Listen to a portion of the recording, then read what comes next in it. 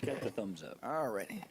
Welcome to our study session for February 14, 2022. We will be discussing the Salina Grace Day Shelter. And not sure who to introduce. And But I'll kick things off a little bit have the and city make a manager quick kick things introduction. Commissioners, as you know, we occasionally we receive funding requests from outside agencies, and we have a handful of agencies that we include in our budget. That's something that we look at as part of the budget process each year. And that's kind of the, part of the issues and options that you're asked to provide guidance on. And in the past, on occasion, you've asked, what does the city do as it relates to homelessness? Most recently, we passed an ordinance about camping, which then had implications on the homeless and what they could do in the community. And I think that's the most recent time that question was prompted of both what does the city of Salina proper do as it relates to homelessness, and then what services are available in the community and how well are they coordinated. Well, kind of in that same time frame, Chad Young with Salina Rescue Mission was beginning an effort that I'll let him tell you about, but he has got things organized. He used a phrase with me early on that they kind of took a step out in faith to get the program started, while he also then came to me and asked about the possibility of city funding. So given their timing and their desire to get before you and have a conversation before the budget, I agreed to give them an opportunity to address you in study session. So I think the intention is to tell you about the program that they've stood up and then also explain their request of you. So I'll turn it over to Chad. Well, good afternoon, and thank y'all for allowing me to come before you and share our request and our hearts with you. So as the primary question that Mike raised was, what's the city of Salina doing about homelessness here in our community?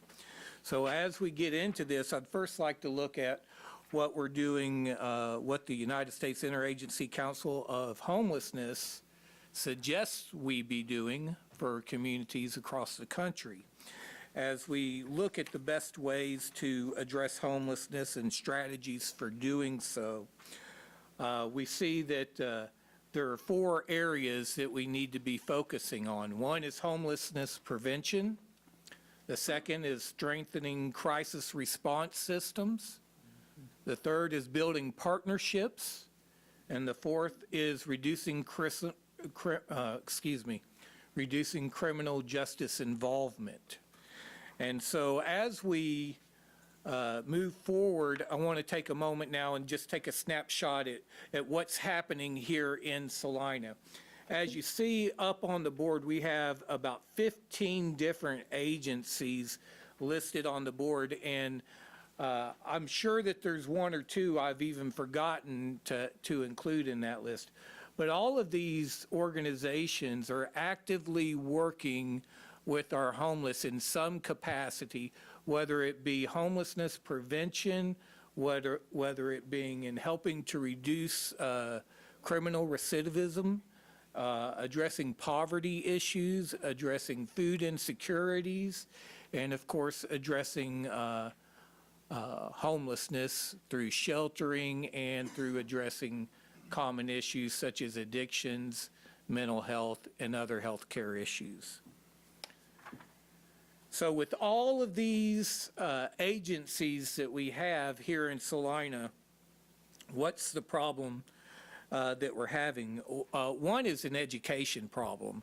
That is, there's a general lack of knowledge amongst our community members about the issues that drive homelessness, about what the agencies are in town, what they're doing about it, and how they're engaging in the struggle. Another issue that we face is those who are experiencing homelessness or at risk of becoming homeless. They're oftentimes overwhelmed by their situation and circumstances. I've heard it so many times from guys that have said, I never thought I would find myself in a situation like this, and I don't know where to begin. And so that overwhelming feeling that one has just in being in a problem that's bigger than themselves becomes a barricade in itself. Transportation has been named as an issue. And I tell you what, we are so lucky to have OCCK and their City Go bus system in the community. They have really helped us a lot, the whole community, I believe. However, when an individual is struggling to address their issues, oftentimes we work with people who are working with multiple agencies all at the same time. So for an individual who's struggling with mental health issues and addiction issues and trying to find out who can help him to pay off their utility bills so that they could stay in their apartment, they're going and getting on a bus, and it may take them all day long to try to get to all the agencies that they might need to get to. And in that alone, there presents some issues that we'll come back and we'll talk to about here shortly. And then finally, of course, there's the inability for some people to advocate for themselves. You and I might be able to advocate for ourselves just fine, but not everybody has the same mental capacity. Not everybody has the same strength of being able to articulate what their needs are and to be able to engage in advocating for oneself. So as we are considering all these, we're asking ourselves, how can we help? There are several problems Salina Grace is trying to solve. Where can the homeless go in the winter when other sheltering might not be an option? Is there one place where a person can go to find the help that they need? For higher needs individuals who require someone to walk alongside them daily to keep them moving forward? Or where can the homeless in the downtown area go to get off the streets in a place where they're welcomed? Those are all concerns that we have and items that we're trying to address as Salina Grace. We started off about 5 years ago by providing a low barrier winter shelter. This was done out of communications and meetings with several agencies in town as we were talking about where are the gaps.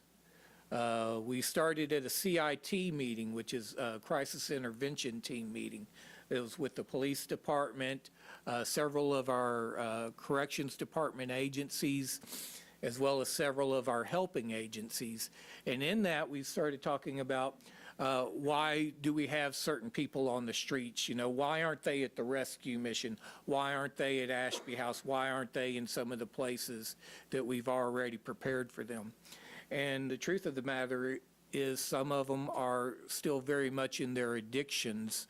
At the Salina Rescue Mission, we focus on recovery programs and recovery services. And so when an individual comes in and stays at the mission, we have an expectation that they'll stay sober and that they will participate actively in our programs. And Ashby House is the same way. And so when someone relapses and they come in intoxicated, unfortunately, we have to ask them to leave, not forever, but for a short period in time. And then after that period in time is over, they can come back and try again. It's difficult to ask someone to leave because I guarantee you, not only I'm not there to ask someone to leave, I'm there to help people. And that's the way our staff is too. We're geared towards wanting to help.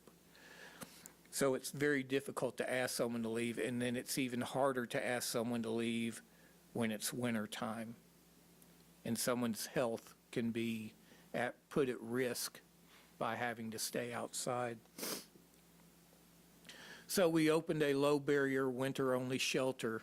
We did that over in the Grand Avenue United Methodist Church, and I'll talk more about that in a moment.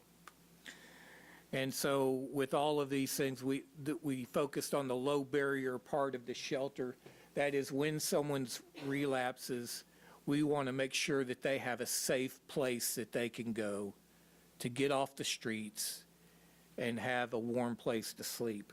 At Salina Grace Winter Shelter, we allow those whose BAC is 0.17 or below to stay as long as their behavior is cooperative, because it still needs to be a safe environment for those who are coming in. While at the shelter, we do do an intake assessment to identify areas where we might be able to help them. And then we make referrals to those agencies, hoping that they will get connected to the greater help that they need. As you can see here, the location of this shelter is 304 West Grand Avenue. That's the Grand Avenue United Methodist Church. We're in the building on the right, the red brick building. That is the gymnasium. And so if you walk up that sidewalk, there's entry doors there. If you turn to the next slide here, you can see where it is situated in town for those of you who are not familiar with its location up on the north side of town. Here you can see the entryway into the winter shelter, and as someone enters into the winter shelter, we have a security personnel that's hired. They present the BAC device where they have to blow into, and if they blow above 0.17, they're considered a health risk for themselves, and of course a risk for others too, but we're mainly focused on the risk to the individual. So if they're above a 0.17, at that point we make a referral to Central Kansas Foundation for their detox unit. And so we will pay for a taxi cab to get the person safely from the winter shelter over to CKF's detox unit.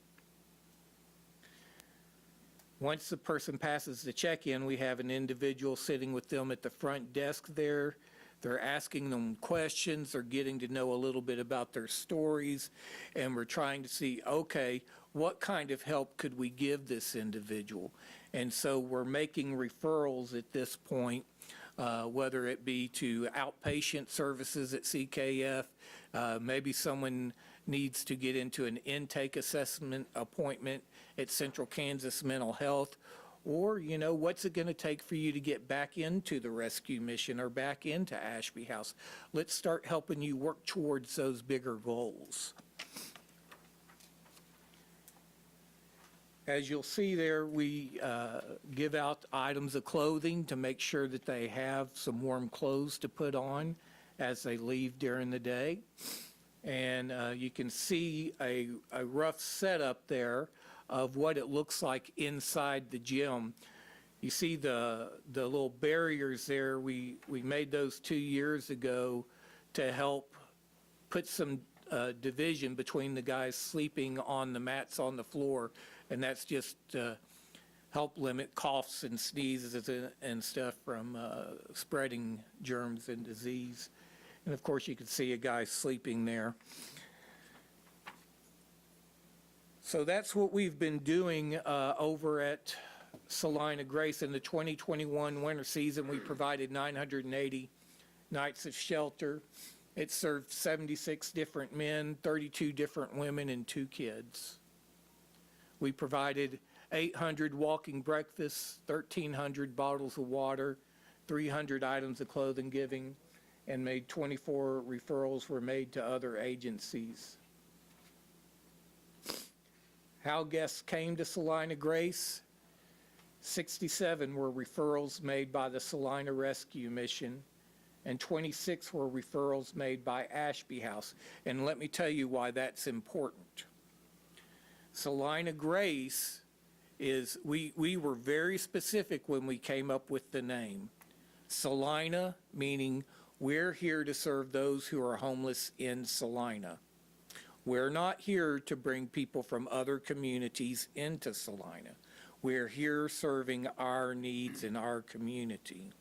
It is not a location for someone that's at a hospital or at a jail or across the country or across the state to call and say, hey, do you have a bed? The answer is, no, we do not. You need to call the Salina Rescue Mission.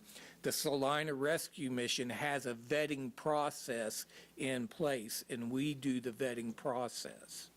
So that's why it's important to understand that the Salina Rescue Mission and Ashby House, we're sending people through the shelters we'd prefer people be in. We'd prefer men be at the rescue mission. We'd prefer women and families be at Ashby House. And then if they're in our community and they fall through the cracks, then we have Salina Grace to be a extra safety net for those individuals. And 11 were brought in by our police department. So the question we asked ourselves after doing this for a few years, is there anything else we could do? Discussion with our agencies was we continue to have the issue of the lack of knowledge about the resources in our community. We still have individuals feeling very overwhelmed and trying to navigate and understand who to go to for help. We still have transportation issues for people who need to get to the help that can be provided to them, and still have the issues of inability to advocate for oneself and trying to find where they can go. And so with that and with all these discussions, we developed the Community Resource Center. So at the Community Resource Center, we're addressing the problem, number one, the lack of knowledge. And the solution is that we're providing a care manager who's knowledgeable of all the agencies in town, what services they provide, and how to help a person connect with the proper agency to help them. The second problem is for those who are being overwhelmed in their crisis, the care manager doesn't just give out information, but becomes an advocate to the individual and commits to walk alongside them to make sure they don't fall through the cracks, but actually get the help they need. Problem number three, transportation. Our solution is, when possible, we're going to start bringing the services to the individual. So the idea here is that the Community Resource Center acts as a clearinghouse for all of our agencies, so that Chris, as she's working with individuals, she's bringing agencies in, as well as saying, okay, what can we do to partner our agencies together in taking care and making sure this individual gets the help that they need. The fourth problem, the inability for one to advocate for themselves. Our care manager is an advocate for the individuals. She makes phone calls with the person present. It's not a just give them a phone number, say, hey, go call this person. She actually picks up the phone with the individual and makes the phone calls there, so that she's helping them to see and experience what it looks like communicating with these agencies that can provide the help, how to talk to them, how to get the right correction. So she's setting an example as she's making the phone calls with the individual. The hopes is that one day the individual is going to get comfortable enough to advocate for themselves. But for someone who doesn't know how to do that, sometimes they need to learn and see it done for them first before they can start picking it up and doing it for themselves. The fifth problem that we're addressing is, where can the unsheltered homeless go in Salina where they are welcomed? So we are providing the day center there in the Community Resource Center. We have partnered with Christ Cathedral. Christ Cathedral's been serving lunches out of their parking lot, and they have agreed that this would be a good partnership. So they're now serving their lunches out of the Community Resource Center. That's bringing clientele that we'd like to reach from their parking lot into the Community Resource Center so that we can start building relationships and start connecting individuals with the greater help that they need.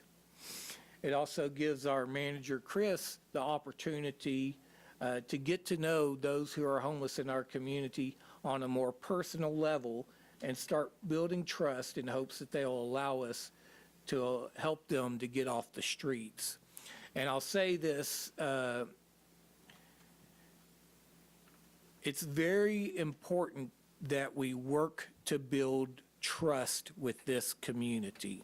This community is not one that naturally is trusting. They have a lot of distrust over agencies and organizations. They've had a lot of difficulties in their lives, and so you have to work at building trust with the individuals so that they'll trust you and allow you to walk alongside them and help them. And so by doing all this, we're building a lot of trust with the individuals. They're starting to see that we really care about them, and we're able to make some progress. So this is where the Community Resource Center is. It's in the old Ashby House office building there at 142 South 7th. As you can see the map there, I'm sure we're all familiar with the area. It's just a few blocks from here. As you enter into the Community Resource Center, you're welcomed by Bill. He's a security guard there. As you see, we have security cameras set up throughout the building so he can monitor everything that's going on to make sure that we have a safe place. When individuals come in, we ask them to put their bags in those foot lockers that you see there. That way they're not bringing in contraband and so forth into the building and creating other safety issues. Here you can see the day room where people can sit during the day. It's also where we serve our lunch. Christ Cathedral serves the lunch every day, and individuals can get a meal. And then here you see Chris at work, meeting with an individual, finding out more about his needs and seeing how she can connect him with the resources that are needed in our community. Then we have some, on the left, you'll see some little office partitions. So this is where other agencies can come in and have office space there where they can work in those spaces. And so Chris will talk about this in just a moment, whether it's DCF coming in and having one of their persons sit at one of those office stations, meet with individuals to connect them with whatever resources that they can provide, or Catholic Charities, or Independent Connection, or any of the other agencies that are coming over to meet with individuals. They have a space that they can use as an office there within the location. And then the chairs on the right was just another seating space for those who are coming in for day shelter. So we opened January 3rd. So these statistics are just for the month of January. For the month of January, there was 133 different individuals that we have served in the first month. 763 total visits, which is an average of 36 visits per day and an average of 6 visits per person during the month. Of the 133 individuals, we've provided 323 referrals. That is phone calls made, forms filled out, actively helping someone move from just being at the Community Resource Center to taking a step towards getting the help they need. 21 individuals came to the Community Resource Center that were unsheltered. 15 of those 21 were willing to allow us to help them get into a shelter. The other 6 refused shelter, whether it was because of their addiction issues or mental health issues. But the other cause that was also named was just a general lack of trust. And like I said, that's the biggest hurdle we have to overcome in working with this population. So now I would like to just turn for just a moment to look at what the cost of homelessness is on a community. There was a study done, and this particular study from Philadelphia was in 2017.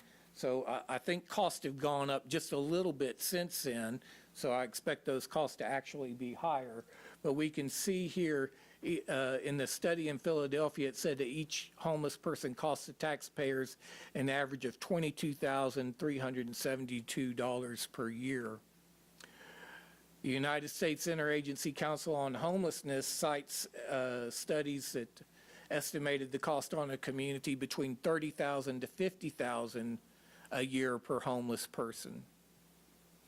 And Sarah Rankin, a Seattle University professor and director of Homeless Rights Advocacy Project, say that the studies show the real cost is much higher, somewhere between $50,000 to $80,000 per person.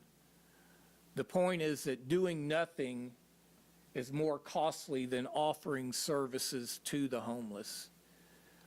By not offering services, you're perpetuating those who are continuing to stay in those cycles, and it continues to have a cost impact on the community, whether it's in using up resources at the hospital, by the police department, or other various agencies within the community. There's always a cost to it. I'd also, as we talk about the cost of homelessness, I'd also like to cite a study by Baylor University. And in their study, they said that by prioritizing a holistic approach to homelessness, that it's addressing that we're addressing core issues that cause homelessness rather than just the housing issue. And that's faith-based organizations are at the forefront of innovating real long-term solutions. Collaboration among faith-based organizations, community groups, private industry, local, state, and federal government increases the effectiveness of programs addressing homelessness and its underlying issues. And in their conclusion, they said the socioeconomic benefit, they concluded, was that there's a $9.42 savings for every dollar of government funding spent on these programs. And so that's the return on investment that you're seeing from your support. Expenses for Salina Grace for 2022 is roughly $350,000 in total expenses. Thus far, we've been able to raise some funds. We had some private donors offer some seed money to help us get started, which was $60,000. The United Methodist Urban Grant provided $57,500. That was also seed money in that as well, meaning it was a one-time gift. It's not something that we're going to be able to rely on year after year. The Salina Regional Health Foundation, their CHIP grant, awarded us $50,000 to help get this initiative going. The Earl Bain Foundation awarded us $20,000, and the 28th Judicial District contributed $10,000 towards the sheltering. And the Greater Salina Community Foundation recently awarded approximately $4,000 to us to help us out. So as we move forward, what we're requesting is from the City of Salina, request immediate funds to help us for $45,000 to help us hire another care manager. All those things that I just shared about a minute ago. Chris, could you stand up for just a minute? This is Chris Smole. She is the care manager over at the Community Resource Center. And she works her tail off, and she loves on those individuals like you would not believe. But I'm telling you, we are going to burn her out if we don't get her some help. And we don't want to burn her out. She needs the help. And the response that we've had so far really has just been overwhelming. I thought it would be good. I didn't think it would be as much as it has been. So that's good that we're going the right direction. We're getting people the help they need, but we need more help in doing so. Additionally, I'd like to ask the city to consider $60,000 to be an ongoing support in the city budget. And so that's my presentation that I have for you. And at this time, I'd like to ask just a few, I've got a few people that came to show some support, and I'd like to offer just a couple of them some opportunities to share something with you. We'll be very brief here and then get into the Q&A, if that'd be all right. Mike Lynham, can I ask you to come forward, please? Mike Lynham is with Central Kansas Mental Health Center, so Mike. Mayor Davis and gentlemen of the commission. If you're my height, never go after a guy who's way taller. Okay, just real fast, I want to tell you that I have long experience working with Chad, and with nothing Chad does is slapped together without a lot of thought, believe me. So I assure you that anything that, any funding that's awarded to support these efforts will be very carefully managed, and it's all very carefully planned, and he's not doing this on his own. He's guided by many, many folks in the community, strong board support.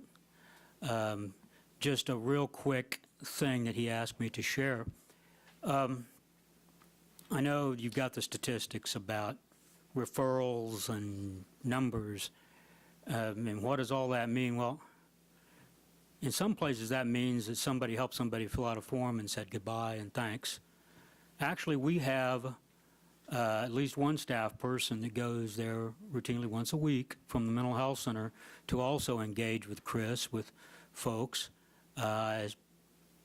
In one particular case, we had a lady, one of the real things when this started that Chad said, what would be an advantage for you? I said, "Yeah, sometimes it's great for people to come to the mental health center, get an intake, get services started, and then we have a way to contact them and all of that. That's great, except if they are couch surfing from friend to friend, if they're on the street, if a lot of times after we've seen them that first time, we can't find them to help them more. Yeah, they give us a phone number, call the number, this voicemail hasn't been set up, or this voicemail's full. And so it's a very frustrating thing. So I said, you know, one of the really advantages will be we may have people in a place where we can come to them instead of looking for them. Already there's a lady that's been known to us for many years, very visible in the community, very symptomatic sometimes. And through the resource center, we have had her there, engaged her. Chris has worked with her. Our case manager came out. We got that lady back to the mental health center, got her started on medication again, got her started on her intramuscular injection again, and we're going to have a team of case managers helping her apply for housing authority services so that she's not on the street. So outside of the statistics, that's what really happens there. And I just encourage your strong consideration of the request. Thank you. Thank you, Mike. Michelle? Michelle's with the 28th Judicial District. Mayor, Commissioners, I'm Michelle Callum. I'm the ISO 3 at Saline County Community Corrections here in Salina. I'm here in lieu of our director. I think in your packet you have a letter of support from our director, Annie Grievous. She couldn't be here today, so I am here as well. Our agency has worked with the Rescue Mission and Salina Grace extensively over the years. We have a population of clients who are high risk, high need who are assigned to us by the court for supervision, probation. And we have a lot of people who are in situations where they become helpless and hopeless and they don't have a place to stay. We have a lot of people who have addiction issues, but also mental health issues, and having a place like the Resource Center to be able to get them there, where they can go there every day, and we know that they're in a safe place, is huge for our clientele. Not only having a place like Salina Grace where we know our clients aren't out on the street in the cold weather and you know, in danger, it's nice to have that place during the day where we can send them. And our clients are very familiar with Chris Small because she has helped them directly in our agency for the last couple of years. So having that seamless way of getting them the help that they need is why we are asking, and you will see in the letter from Annie that she is asking that the City of Salina support Salina Grace and the Resource Center. Thank you.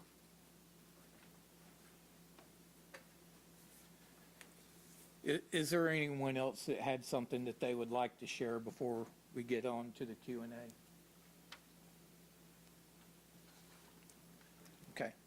Thank you, Mr. Young. Let me bring this down. Are there any questions for Mr. Young or the other two speakers? Or comments? Yeah. On the shelter, the Grand Avenue shelter, that's just the winter months, correct? Correct. Okay, can someone come in there like midnight, 2 in the morning, door No, open? sir. Or is there a time limit? There is a time limit. So there's a saying that goes around, not in my backyard, okay? And when we opened up at Grand Avenue United Methodist Church, we had a meeting with the neighbors. And there was some misunderstanding at first about what exactly it is we were trying to do. And we wanted to hear out what their concerns were. And after listening to their concerns, we set up some parameters by which we would operate over there at the church and in that neighborhood. And that would be that someone could check in between 6 p.m. and 9 p.m. And then we would have the guests leave by 7 a.m. The reason why they need to leave by 7 a.m. is because there are individuals over there in the area that have kids, and their kids are going to be going to school, and they don't want our guys to be leaving the church at the same time their kids are going to school. And so that's why we ask everybody to leave by 7 a.m., and we ask them not to hang around the neighborhood, be respectful of the neighbors, and for the most part, they do. There's been very few cases where we ever had to talk to anybody about sticking around in the neighborhood in hours where we weren't in operation. And is it staffed by volunteers or paid staff? It's staffed by paid staff. We have had volunteers from time to time, but in order to be consistent, we need to have paid staff for that.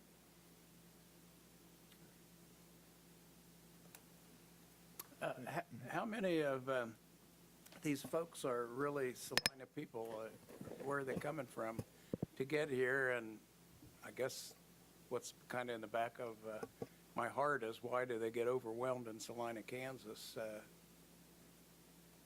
Yeah. So overwhelmed typically has to do with one's state of mind as far as how they're able to process what it is they're going through and the struggles that they have overcome. Someone who's having mental health issues really struggle with being able to manage a lot of daily life stuff. And I'm not saying everybody who's homeless is overwhelmed. I'm saying it's a common problem that we do interact with. So there are people that we need to take some extra time to walk alongside to help them start leveling out, getting back on their medication, getting sober, so that they can think more clearly and then eventually be able to manage what you and I would normally be able to manage. As far as the first question, where are they coming from? The majority of those that we serve are actually from Salina and the surrounding communities, Assyria, Tescott, Abilene, the immediate surrounding areas, but primarily they're from the Saline County area. We do have people that come in from other areas. We do have 2 interstates that pass through Salina, so there are people who travel. And unfortunately, there are other communities who, quite frankly, don't do all that they could do to help their people in their own community. And that's unfortunate. The reasons why people want to come to Salina are the very reasons why we want to encourage businesses to come to Salina, right? We have a great community. We have the resources that your family needs. If your family's in need of a hospital, we have a hospital here. If your family's in need of mental health services, we have mental health services here. We have some great services here in our community. But I don't think it's completely appropriate to say that all homeless people or a majority of the homeless people are coming into Salina just because we have these resources, which is something I hear a little too often. So I don't buy into that. I do believe that there are some people who come here because of the resources we have. And I'm proud for Salina to have those resources and to be a place that doesn't just put people on buses and send them out, but rather tries to do the hard work of helping someone to get back on their own 2 feet. Are you making the same requests of the county? Yes, sir. I have been talking with Philip Smith Haynes. We are talking about 2 different opportunities with the county. One is with ARPA funds for a larger amount of money to help us with our facilities. And then we are also looking for ongoing support from the county. So what I've requested from the city is $60,000 in ongoing support, and I'm requesting $40,000 from the county. Well, I'm pleased to hear that it's faith-based organizations that are kind of managing this. I have a lot more confidence in them coming together and having success in government entities. One of the first pieces of literature I discovered in the Masonic Library at the temple was a book that was 100 years old that had a list of all the faith-based organizations that prior to all the government programming that came about during the market crash of the 20s, people banded together in Lutheran societies and Swedish societies, and this book was just a compendium, a catalog, and there were literally thousands of those things, which have seemed to have all gone away today. And but I don't have the opinion that the federal government and state governments have necessarily managed these kinds of problems very well.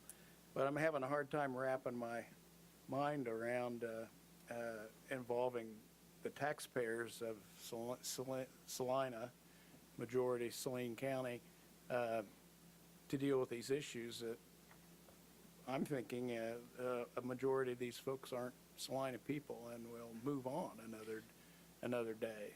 And our statistics show that the majority are Salina and Salina area folks.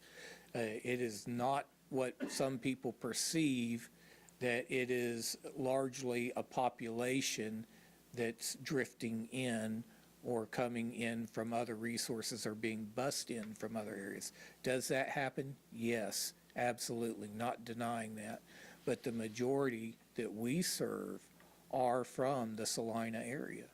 Are the majority or the other 15 that are mentioned in here, and there's probably more, do they derive revenue on a case-by-case basis, like someone might get Medicare or Medicaid, or if you had health insurance? Do they get paid by a government entity per call, or are they just strictly operating out of donations? Where's the revenues coming? I'm sorry, which group of people are you? Well, so there's 15 that you list here on page. Yes, okay, so the ones that, we had 21 come in unsheltered, and 15 of those 21 are now sheltered. No, I'm talking about, He's talking about the partner agencies, I believe. your part. Oh, okay, I'm sorry. I'm Yeah. sorry. I apologize for that. I didn't understand the question. So where do their revenues come from? Are they partially being funded by different government agencies that, you make your referral call to one of them, or I think. who's paying for the assistance that that person receives at that agency? Sure. So I think that it would be a little bit different at every agency. Some agencies charge fees for their services to those that they're serving. There are other agencies that get government funding, federal, state, and probably local. I'm sure there's some of them that maybe even the city of Salina might be helping to fund in some way, shape, or form, I think. Go ahead, and I'll chime in when you're done. Okay, thank you. I know for the Salina Rescue Mission that we operate largely off of gifts from the individuals. That's our biggest donor base, is just John Q. Public is giving out of generosity in his own heart, wanting to help make a difference for someone who's in need. And when we talk about individual donor bases, I also want to make it known, it's not just people in Salina donating to the Salina Rescue Mission. It's people who are in Manhattan, Junction City, Minneapolis, Kansas, McPherson. We've got people who donate to us regularly from all across because they believed in our faith-based approach to addressing the issues of homelessness and helping men getting back on their own 2 feet. We also receive funds from foundations, from churches, and from some local businesses. With respect to city funding, Debbie Pack, Finance Director, is here, and she can certainly correct or clarify anything that I might say. But you may recall that we get a portion of alcohol sales tax that's distributed to us, and then a third of our receipts are intended for alcohol and substance abuse and addiction type services. So we conduct that kind of like a grant program. We take applications and then we award those amounts. We enter into agreements based on the applications that are submitted. And that's essentially the essence of what city funding we currently provide. Is there tobacco money as well? Not anymore. There was back when there was the tobacco settlement, but that's all gone away. Commissioner. Circling back to the mental health and addiction components that you mentioned to this issue, I am curious. I mean, I think it's safe to surmise you probably have a percentage of people that refuse service, potential clients. What happens after that, and is there kind of a game plan for, I mean, obviously they're not being brought in, sent away, et cetera. What usually happens to them afterwards? So yes, there are a number of people in our community who choose or refuse to get mental health help care or addictions treatment. And as much as I would love for them to change their mind, what we're doing is we're continuing to love them, care for them, and remind them that help is here ready for them when they're ready to receive the help. So to expand on that, so basically they're just kind of out in the wild, so to speak, at that point.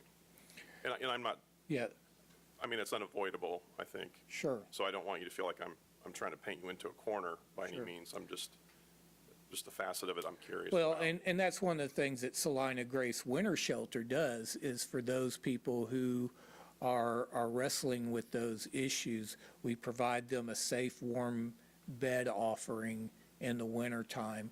And of course, we continue to encourage. Yeah, Thank you. sure. Commissioner Hopper. Yeah, thank you. And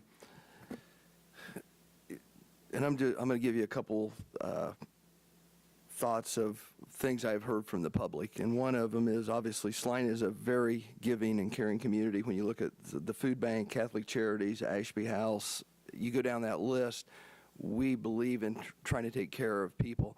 There's a perception of a certain group out there that believes that people are being bussed in here because we offer, you know, housing, we offer food, we offer medical care at a lower rate. So you're right, there is that perception out there.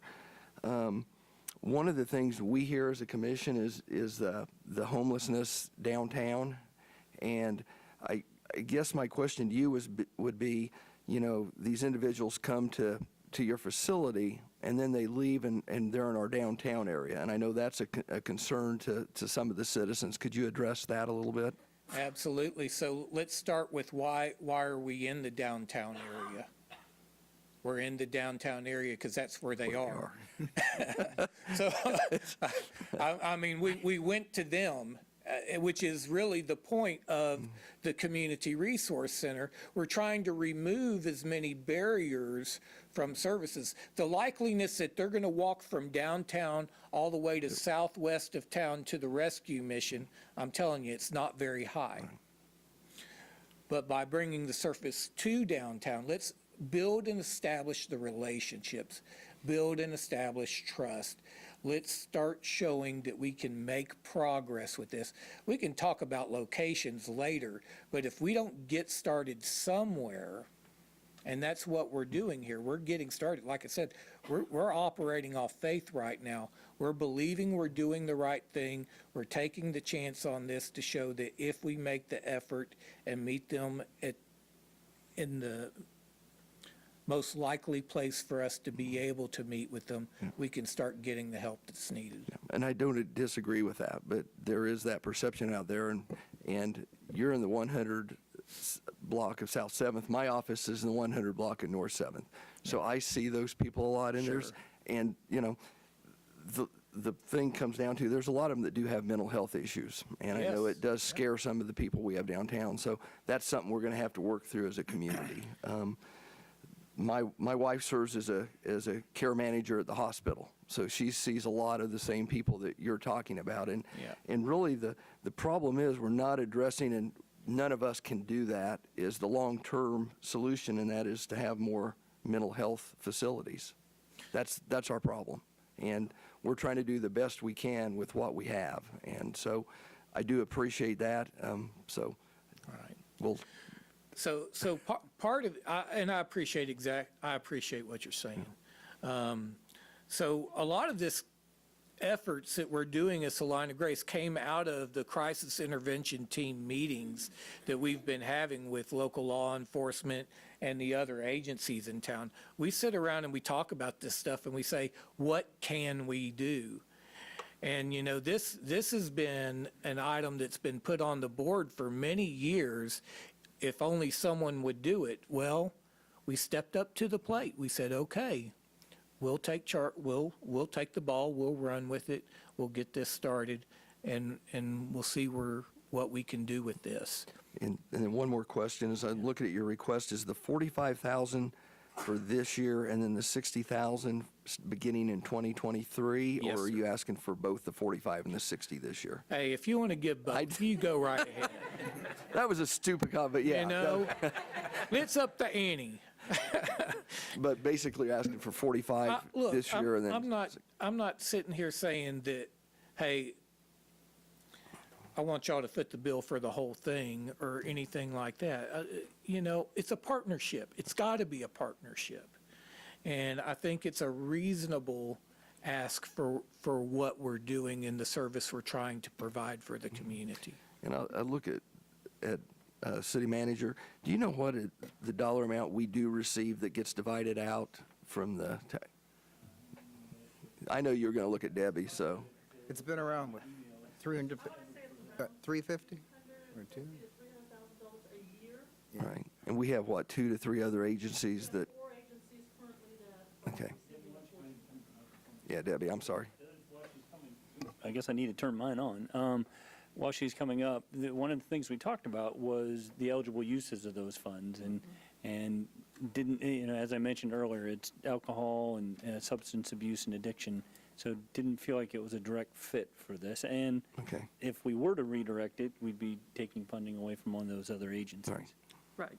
Right. So we do a biannual grant, so that's every 2 years. And every 2 years, we give away, in 2019 to 2020, we gave out about $400,000. So about $200,000 a year. We currently have 4 grantees that are receiving money, which is Ashby House, Central Kansas Foundation, I believe St. Francis, and the 28th Judicial District that are currently receiving funds from that. And it is specifically for the expansion and establishment of substance abuse or alcohol abuse prevention and education. So we didn't feel like that section, because they're not providing that directly, fit into that category. Okay. And That's- for listeners at home or those that might be reading about this afterwards, I think the other important thing is that's not a tax that we have levied locally. That is a state tax collected on alcohol sales, and then it's redistributed back to communities. Mr. Yek, you can come up back. Although, you know, when you look at the cost to the city, you know, people are afraid to come downtown because they're homelessness on the sidewalks. That lowers your, well, for us, lowers sales tax revenue because people aren't shopping. If folks end up in emergency rooms that don't have insurance, any of us who have any type of commercial insurance are paying for the uninsured because That's right. hospital just raises their rates to us to cover the uninsured care. It's more work for the police. So, you know, there is a cost Yes. that as a community we are paying. How you quantitate it, I don't know, but it's you know, actually, if you look at 40,000, 45,000, that's every person in town pay $1 a year. Or designate $1 a year out of your taxes to go towards this. It's not a whole lot of money for something that nobody wants to assume responsibility for. And I commend the program. I do have one question. Does CKF, or is CKF usually able to accept folks who need acute detox that day?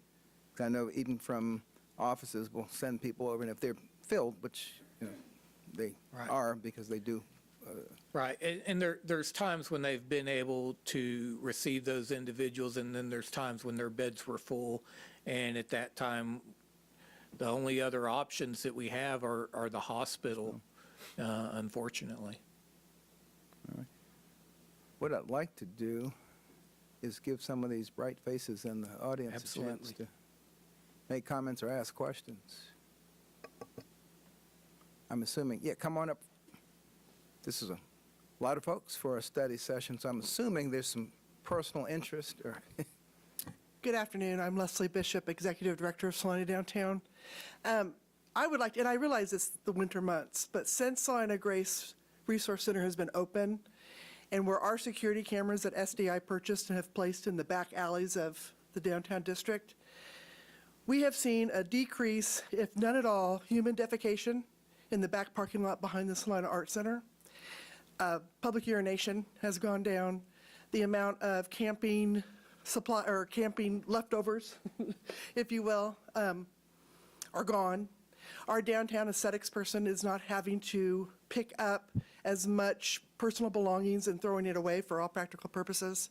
It has been, and then just the group of unsheltered that stay and kind of over by the transfer station, that population is gone for all practical purposes right now. So it has helped tremendously with a place for these folks to go. And in my opinion, you know, they're underserved right now. And to Commissioner Hoppick, you know, the mental health aspect is huge. But I do agree with Chad, it's a partnership. And I am grateful that their resource center is downtown. It's made a difference. Thank you. yeah, that resource center idea, come on up, is really great. One-stop shopping and help folks once they get there. Yes, ma'am. Mayor and Commissioners. My name is Greta Frank. I'm a nurse at the hospital, but I've also been a volunteer at the Resource Center since it opened in January, and I'll have to say that I'm very impressed with Chris's interactions with our clients. I got involved helping with some food distribution with them before the church was able to come on board, and our guests, our clients are appreciative. They're cooperative for the most part. Even those with mental illness, I can see that trust building, and they love to be able to tell their stories. And if I have time to sit down and listen, they unload and they tell me a lot of things about their lives. And I think that this resource center has really filled a place for these. And I do mental health nursing, and so occasionally I see people that I've seen as a nurse. And I can compliment them if they acknowledge my presence on how they're doing. But I see Chris really making that connection and building that trust, and really want to shout for her work that she's done.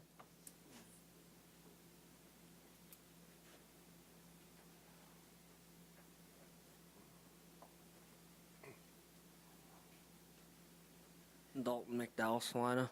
One thing we need to realize, though, too, these individuals there's some of them that refuse help. But I can say this from a couple of them that I've personally met. When the center's been opened, they've really took on they've even said that they're more than. And there's some of them that will not go out to the rescue mission for whatever reason. They've told me, but I'm not gonna, it's nobody's business, so I won't say. But they will take the help from from this new, what is it, Chad? Resource Center, which I do believe it has helped a lot. And I also do want to, I think Chief Nelson's officers are doing a pretty good job with some of the stuff that they've had to put up with. I think it's pretty, that is a perfect spot for it, because it's a block, give or take, from where they all hang out. And it's really cleaned that bus terminal on 7th Street up quite a bit. And they're taking help, which a lot of them refused help from the Salina Rescue Mission.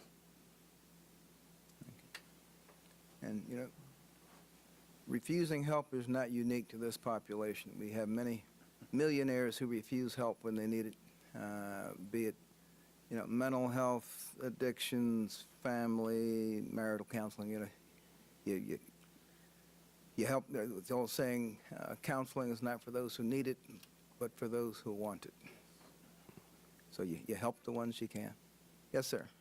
So my name's Joe Hodges, and I'm on the board at the Rescue Mission.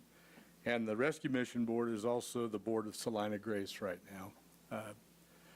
And I just wanted to share with you a reason that considering helping to support Salina Grace is important from our standpoint.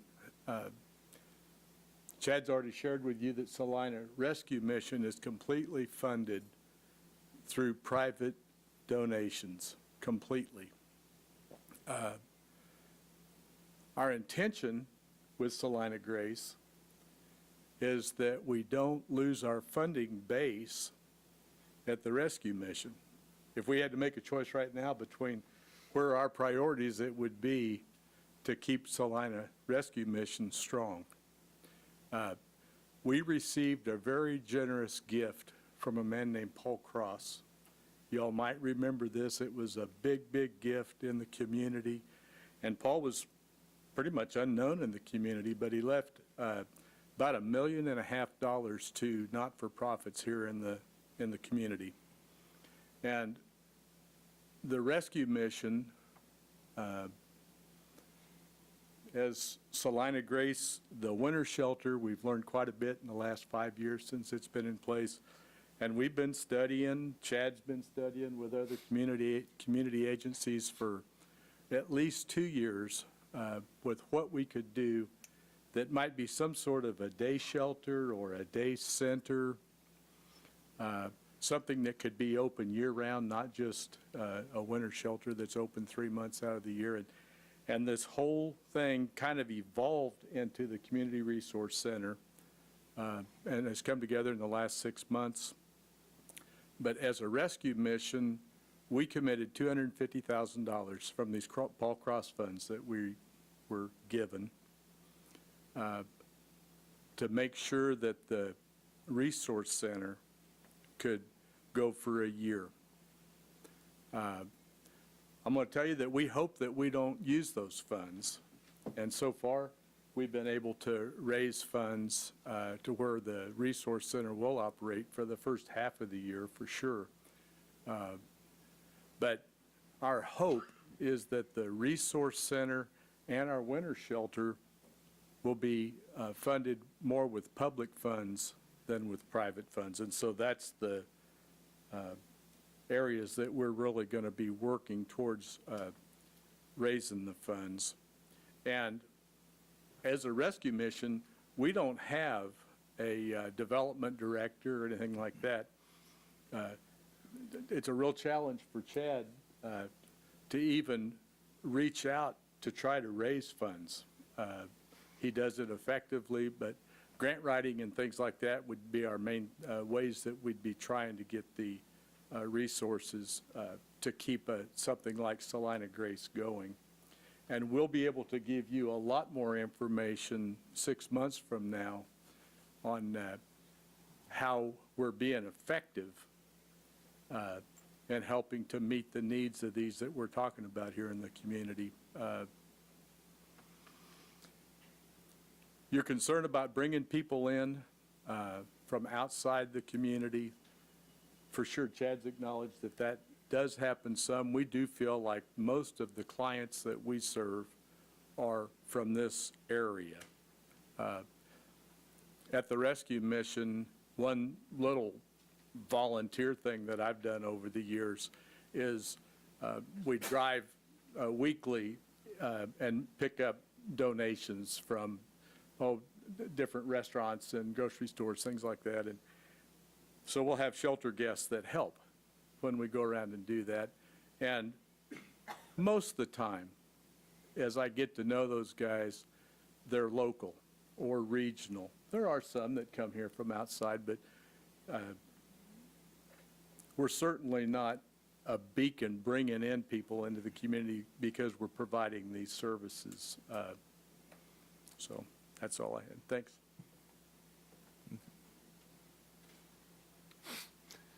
Any other comments?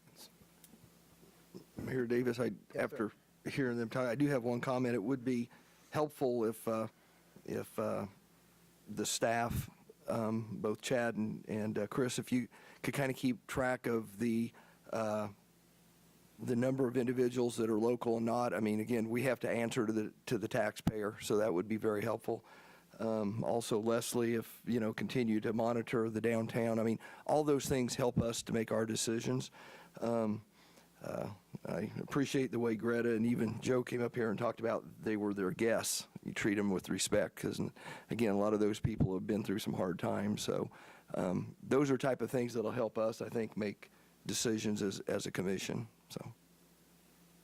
Hi, good afternoon. Amanda Barnett. I'm a citizen of Salina.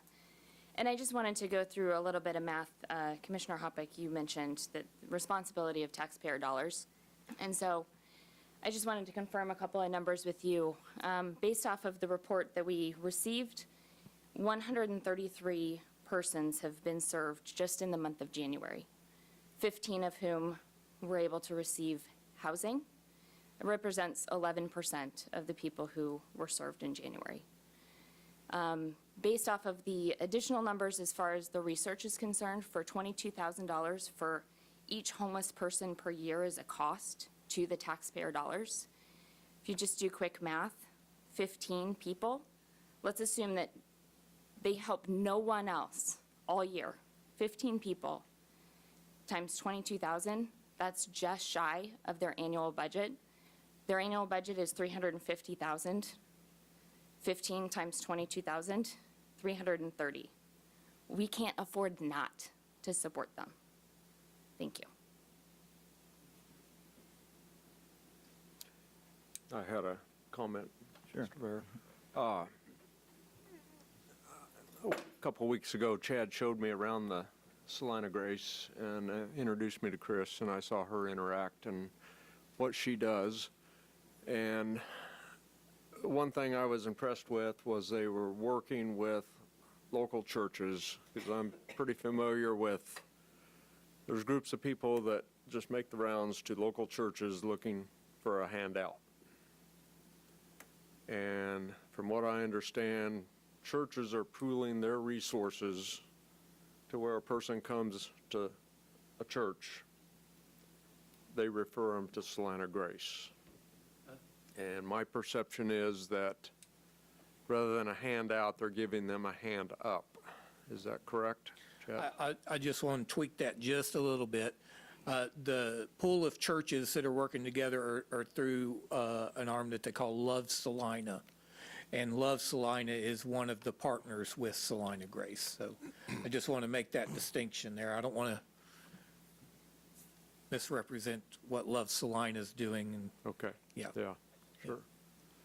But I would encourage other commissioners to stop by down there and see what's going on. I like the concept of that one-stop shop.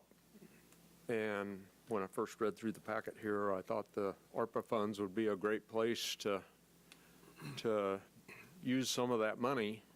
And as we heard from downtown, that the benefits are there. And I'd like to hear from the police chief, if he's still here.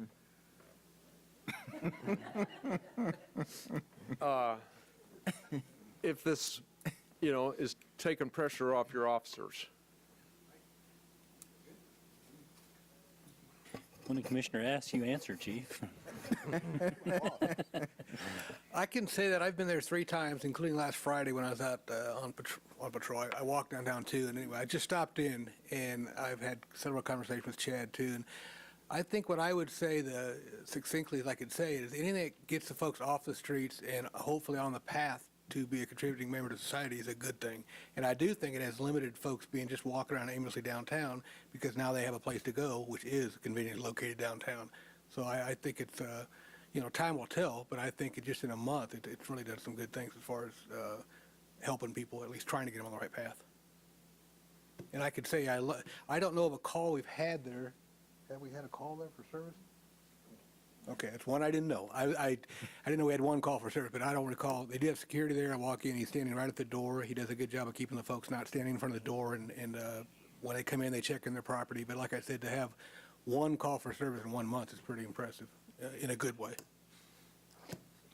Just sitting here listening to all the agencies who are benefiting financially and can contribute to the budget, police department, SDI, hospital, mental health, businesses,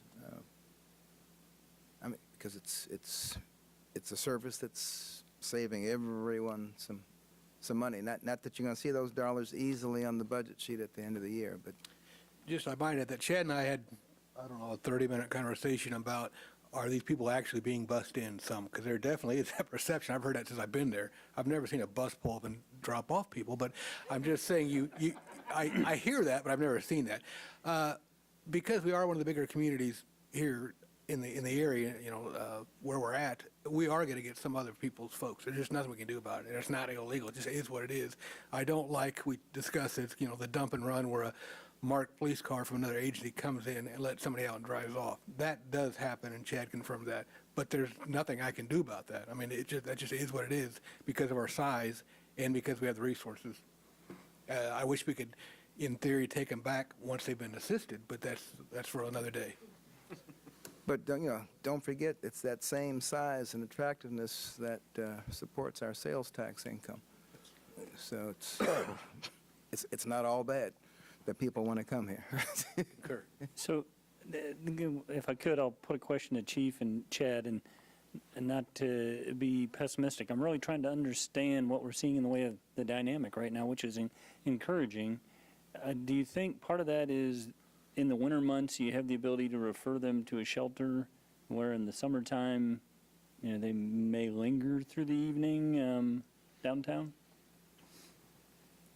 Well, by setting up the Community Resource Center as a year-round service, we're able to offer sheltering services throughout the year via whether it's DVAC, Ashby House, the Salina Rescue Mission, or whether Chris is able to work with them on rapid rehousing programs or HUD-VASH programs, depending on what they qualify for. So that effort will continue year-round.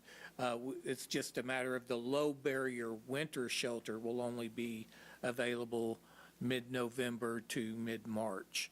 And this is really the person who deserves the accolades. This is Chris Small. She's our care manager.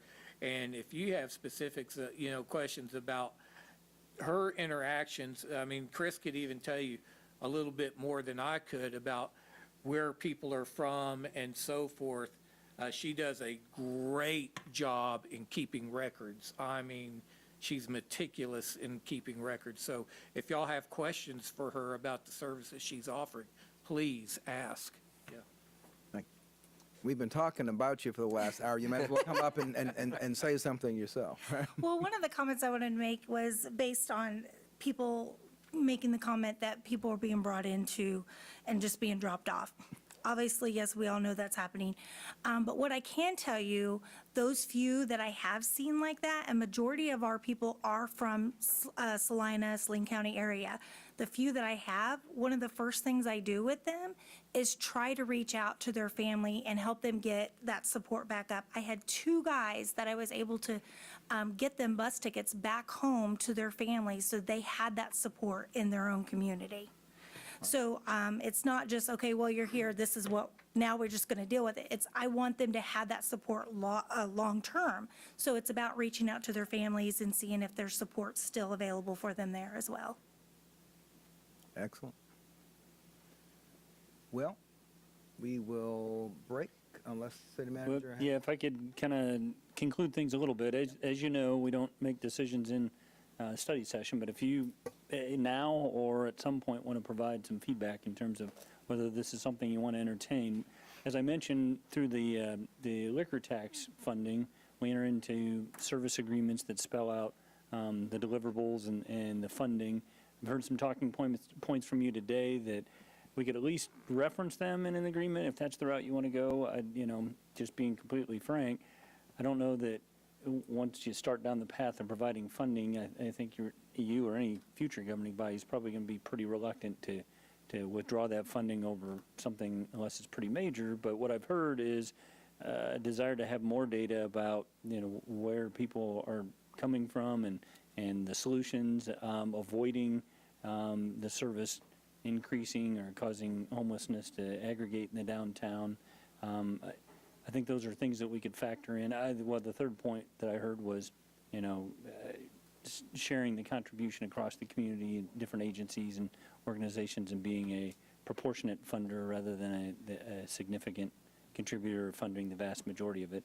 We could certainly put those in the recitals of an agreement to kind of frame that expectation and that review and conversation going forward, but I don't want to get ahead of myself. The first thing that you as a governing body need to do either today or at some point in the future is indicate whether this is something you like staff to pursue or not. Well, we can shake our heads yes or no right now. I would say it's something we should pursue, and again, something that, we monitor the success of it and continue to look at it as we would any other budgeting item. That would be mine. I'm nodding up and Okay. down. All right. Yeah. So you have your mandate. Well, we'll get started in conversations to try to turn that into an agreement and an initial funding for 2022, and we will bring it back to you in the 2023 budget as an agency request, along with all the other agency requests that you'll be reviewing. Okay. One more comment, then we'll break. Yeah, Jerry Frank with the Salina Rescue Mission Board. And as I'm sitting here listening, one of the things with education, and I think it both with the clients that we deal with and with the community. And my question is, we keep talking about how many of these people are local. How many people in here were born in Salina? I mean, half the city's not local. So it's just, it's an interesting statement. It's easy to want to make quick surmises on a complicated issue. Thank you all. Thank you. All right, we'll start our regular meeting at 4 o'clock.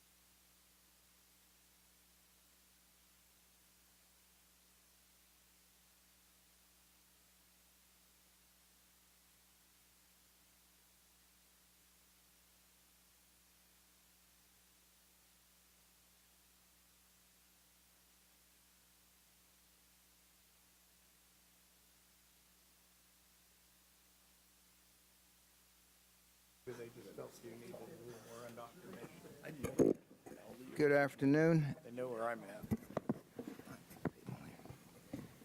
at.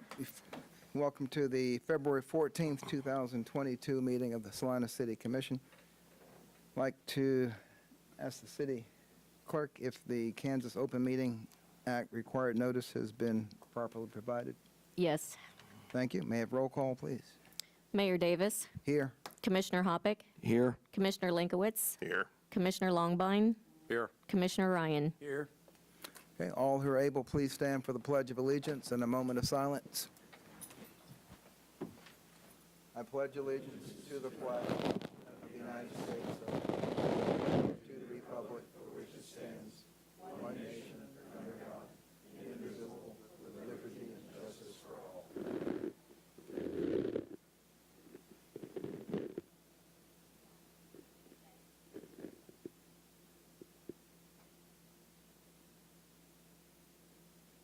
Thank you.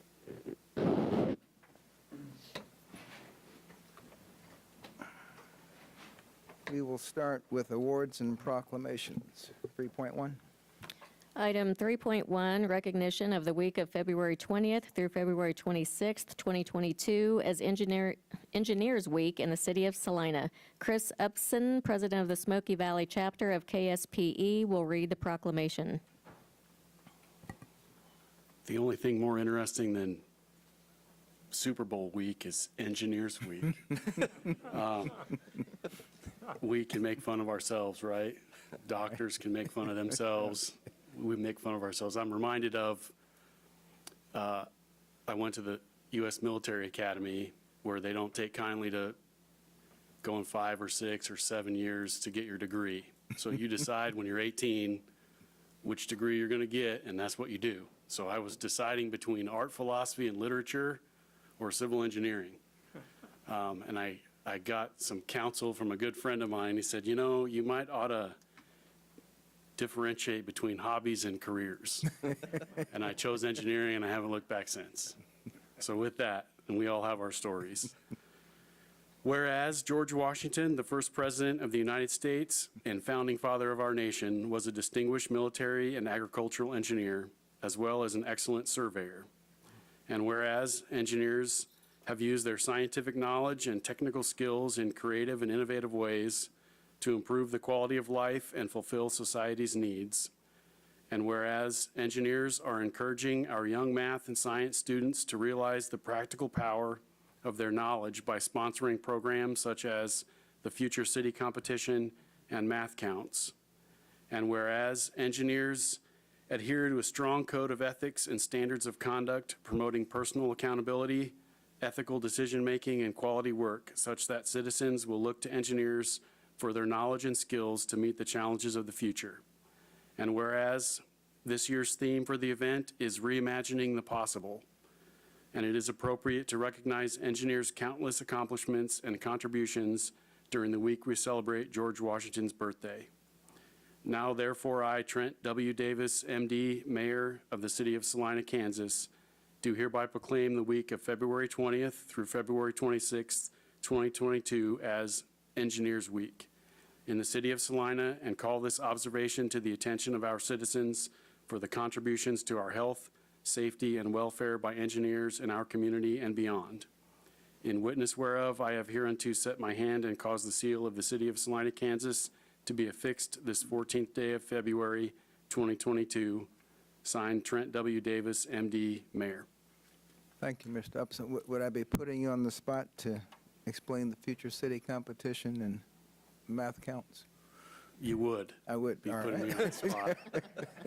I don't know what all our engineers are into. In a nutshell, the Future City Competition is grabbing youth and giving them city problems to solve. And so it's a competition where teams of young people look at, let's say, trash and try to solve problems that cities face. And it's a fascinating, I'm not directly involved in that, but it's fascinating to see, from the mouth of babes. So it's fascinating to see what our youth come up with as far as solutions for such problems. And each year, it's new problems, new things for them to wrap their minds around. Math Counts is a straight up math competition. That is good. And there are a few that find that fascinating and interesting, and there's no Super Bowl rings for that. But it's serious work and judged by engineers in the community and the surrounding area. Well, if I could have figured out what I would have done with a math degree education, I would have been a math major, but I said I'm too shy to teach, so I went on to something else. But, math is number one. Let me have you come up front to get your proclamation and your picture taken.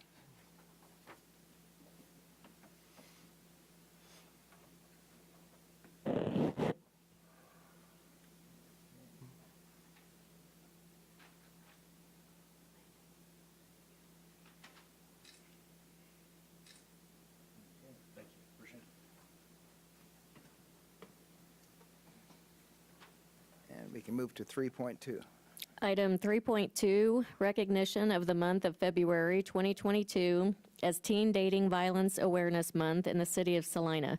Angie White, parent-child advocate for DVAC, will read the proclamation. Hello, how are you all today? Hello. All right, for Teen Dating Violence Awareness Month proclamation, whereas 1 in 3 adolescents in the United States is a victim of physical, emotional, or verbal abuse from a dating partner, a figure that far exceeds victimization rates for other types of violence affecting youth.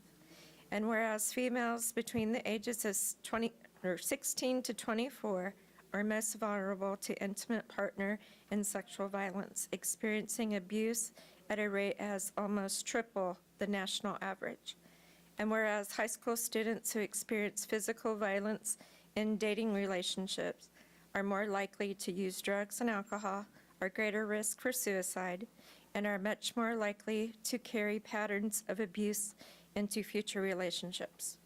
And whereas young people victimized by a dating partner are more likely to engage in risky sexual behavior and unhealthy dieting behaviors and experience may disrupt normal development of self-esteem and body image. And whereas nearly half of the teens who experience dating violence report that incidents of abuse took place in school or on the school grounds. And whereas only 33% of teens who are in an abusive relationship ever tell anyone about the abuse, and 81% of parents surveyed either believe teen dating violence is not an issue or admit that they do not know if it is one. Whereas by providing young people, parents, and professionals with education about healthy relationships, warning signs of abuse, relationship skills, and by changing attitudes that support violence, we recognize that dating violence can be prevented. And whereas the Domestic Violence Association of Central Kansas needs all of Saline County to work towards ending teen dating violence by empowering young people to develop healthier relationships, assist victims in assessing the information and supportive services that they need, creating better and more resources for young people in need, instituting effective intervention and prevention policies in schools, and engaging in discussion with family members and peers to promote awareness and prevention of the quiet epidemic of teen dating violence. Now therefore, the Saline County Board of Commissioners hereby designate February 2022 as Teen Dating Violence Awareness Month and urges citizens to recognize and assist all those who serve rights and needs of victims of teen dating violence. Well, thank you. And Thank you. We don't go anywhere yet. We all love our county Yes. colleagues. So I'm going to amend yours to the City of Salina Board rather than Saline County, but we are members of Saline County, too. Yes. Yes. it'd be And I'm sure they feel the same way. What can parents do, or what can be done to help parents? I would say for the parents to talk to their children, have that open line of communication, talk with them about, different warning signs and everything that they may see if they start to date somebody, and let them know that they're not alone, because it does happen more often than not, and the teens, whether it be male or female, I mean, they usually don't open up that often, about that. So parents, I would say sit down, talk to them, and encourage them to let them know if something like that ever happens. That way you can stop it, at the forefront versus. And I imagine there are more parents afraid to have that conversation than there are teens. Are there Yeah, any probably resources so. parents can go learn? Yes, we have all different kind of resources there at DVAC. We have different classes, teach about the different warning signs, emotional abuse. We have tons of classes. Domestic violence classes on Tuesdays, 5:30 to 7. Sexual assault class from 5:30 to 7 on Thursdays. And then there's a men's group on Wednesdays from 5:30 to 7 as well. And then I get to watch the kiddos, and I do, I work with them with domestic violence and sexual assault and stuff, so yeah. That's excellent. Okay. If you could come forward, give the proclamation.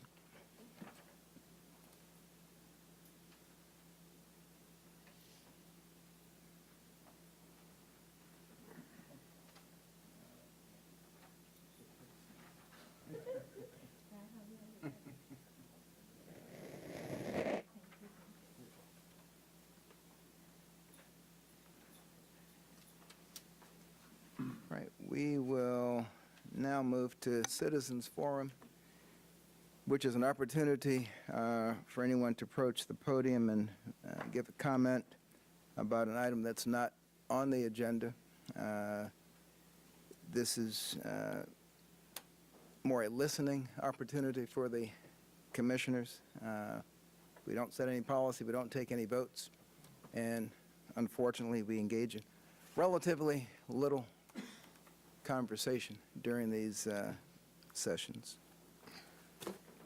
And I'm going to ask the city attorney, is the picture allowed as part of our rules of operation? Just so that I don't. I believe it is, Mayor. I don't think All right. we've Just wanted, ever addressed that in a way that would limit that at this time. all right, just want to make sure we had, I do my So- homework.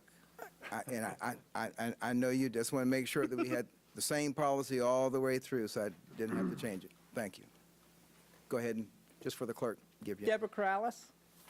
I'm here to discuss breed-specific legislation. I have given you a flyer on the two newest repeals, Parsons and Abilene, Kansas. Overland Park repealed before them. I've also given you their new breed-neutral ordinance. Luntz Global did a national survey of the American people asking what they felt about breed-specific legislation. 84% of the American people do not want breed-specific legislation in their areas. I've also given you a bio on the man that founded the study. He's done over 2,500 different studies, mostly political. States are now making insurance companies, making it illegal for insurance companies to be banning or not allowing you to have a dog based on their breed. They can't charge you higher prices. Pennsylvania, New York, Nevada, and Michigan. I also gave you an article on Kansas City. When they repealed their breed ban, at the time we had 27 in 2019. We are now up to 37 repeals in Kansas. 23 states have also made it illegal for breed-specific legislation to be in their state. There's also other city councils in the Missouri and Kansas areas that have repealed, and one word that's going to pop up in almost every repeal for the city council is unanimously. Springfield, Missouri, the voters repealed the breed ban in 2019, 7 days after Jason Gage went there, by 68%. Denver, Colorado, the city council repealed their breed ban. The mayor quickly vetoed it. By 64%, the voters quickly repealed the mayor. What's in a label? This mentions this book, Genetics. If anybody wants to look at it, I have it. They took a mom, a black and white Cocker Spaniel. The dad was a reddish tan Basenji, white chest, perky ears, and the pups, well, if they showed up at an animal shelter today, they might be labeled lab pit bull mixes or perhaps border collie beagles. Boy, that's a wide range, or some combination of that. At least in the mind of the person handling the intake would account for the short black coat with white accents, floppy ears, medium-sized muscular build, and wide forehead. No, dog attacks are not that common that kill people. People are so fed up with breed-specific legislation, they're now taking cities to federal court. Breed labels, when guesses turn into predictions. Racism behind breed-specific legislation, and then me fostering 3 pit bull puppies for the city of Salina. Thank you, Ms. Corrales. Don't forget the, My picture, you don't want me to leave it there? well, then everyone else gets to leave their picture on top, and I'll have 20 pictures to look at. Thank Okay. you.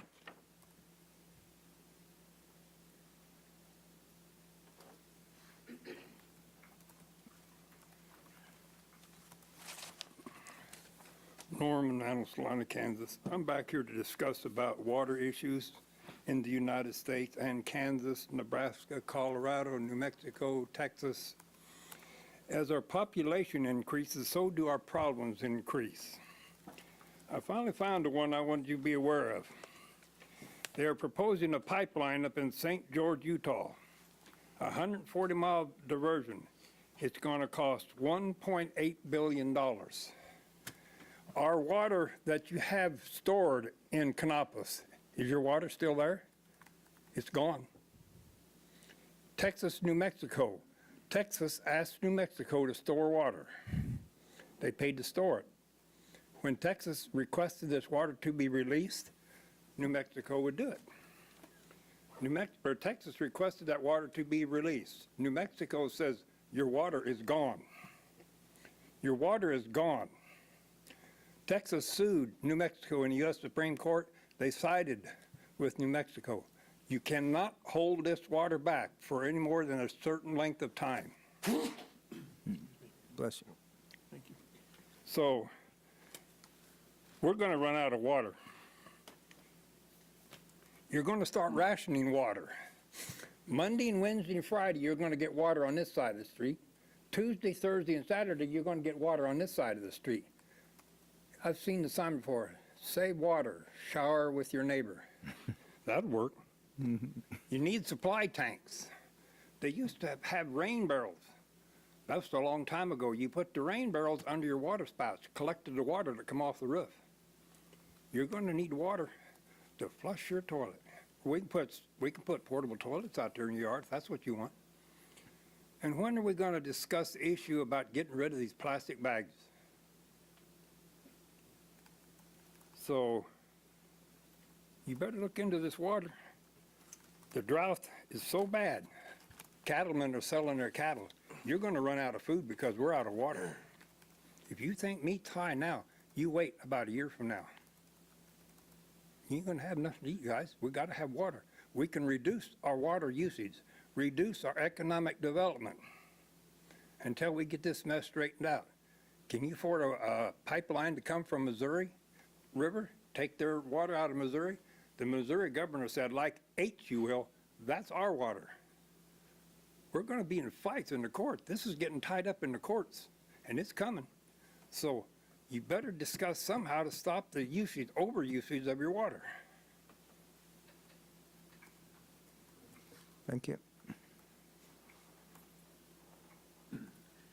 Hi again, Leslie Bishop, Salina Downtown Executive Director. I wanted to take this opportunity since I was here for the study session. Perfect time to thank the city street crew today. They helped Salina Downtown take down our snowflakes. April, Diane, and myself met them at 7 a.m. We got them all down in 2 hours, back in our storage unit. They helped us put them up in November. SDI cannot do that without the Salina City Street Crew. We thank them very much. And we'll be taking them Blue Sky Pizza on Thursday for lunch. So I just wanted you all to know, we can't do it without them. It's a partnership, and I appreciated their time. With the windstorm and the snow, their plates are full. They took time out of their schedule to help us, so I want you all to know that. Thank you.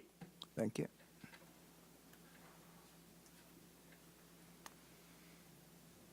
Mr. Wood, anyone online? No? All right. Mayor, if I may. Yes, sir. My apologies. I did have opportunity to take a quick look at the rules set forth in your agenda memo, and I would expect that might have been the basis for your question. I answered, I believe, incorrectly. It provides that to assure fulfillment of the substantial public interest outlined above, no member of the public attending the City Commission meeting shall in the meeting room engage in the following forms of communication or expression found by the City Commission to be in conflict with the substantial public interest outlined above, and therefore not allowed in the meeting room. Before, during, or after the meeting, number one, possessing, placing, or displaying a sign, placard, flag, or banner, regardless of its size, the material of which it is made, or its written, graphic, or symbolic content. So I'm apologize, but I believe I answered your question incorrectly, and under those rules, signs of any form would not be allowed. Thank you for the update. Thank you. We will now move to, we have no public hearing, so we'll move to the consent agenda. Item 6.1, approve the minutes of February 7, 2022. All right, any questions, corrections, concerns? Mayor, I move we approve the minutes of February 7th, 2022. Second. Moved and seconded to approve the minutes of February 7, 2022. All in favor, say aye. Aye. Any opposed? Motion carries 5-0. Move now to administration, 7.1. Item 7.1, approve ordinance number 22-11096 on second reading, amending the Salina zoning ordinance to add section 42-229.1, establishing regulations for short-term RV parking at travel plazas and hotel and motels within the city, and amending sections 42-318 and 42-339 to add short-term RV parking as a listed conditional use in the C5 and C7 zoning districts. I'm glad I won't have to repeat that reading, making a motion. Excuse me, this was passed on first reading last Monday. We've had no comments since then. Has there been any changes or updates? Not to my in knowledge, this? Mayor. All right, any questions or comments from commissioners? Any questions or comments from the audience? And none online. All right, we can bring it back to the commission for any action. Mayor, I move we approve ordinance number 22-11096 on second reading. Second.